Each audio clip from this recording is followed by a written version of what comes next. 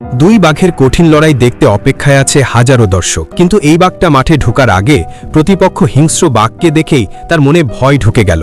তখন বাঘটা এখান থেকে চলে যেতে চাইল। দর্শকরা দেখে যে বাঘটা ঢুকছে না, তাই জোর করে তাকে ওই হিংস্র বাঘের সামনে ছেড়ে দিল। শুরু হলো এবার দুজনের মধ্যে কঠিন লড়াই।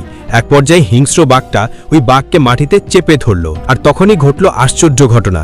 হিংস্র বাঘটা হঠাৎ শান্ত হয়ে গেল। দুজনের চোখে চোখ পড়তেই তাদের ছোটবেলার কথা মনে পড়ে গেল।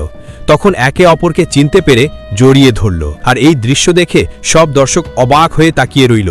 আসলে এই বাঘ দুইটা হলো একে অপরের আপন ভাই। এগুলো দেখে সার্কাসের প্রশিক্ষক রেগে গিয়ে তাদের গায়ে পাথর ছুঁড়ে মারল, যাতে তার দুজন আবার লড়াই শুরু করে। বড় বাঘটা তখন প্রশিক্ষকের হাত কামড়ে ধরল। আরেক প্রশিক্ষক পিস্তল বের করে ছোট ভাইয়ের দিকে তাক করল। বাঘটা তখন লাফ দিয়ে পিস্তলটা ফেলে দেয়। তারপর দরজা খোলা দেখে সে সাথে সাথে ছোট ভাইকে নিয়ে পালানোর জন্য মাঠ থেকে বেরিয়ে যায়। আর মজার ব্যাপার, দর্শকরা বাঘের ভয়ে বাঘের খাঁচায় ঢুকে পড়ল। শেষমেশ তারা দুজন জঙ্গলে চলে গেল।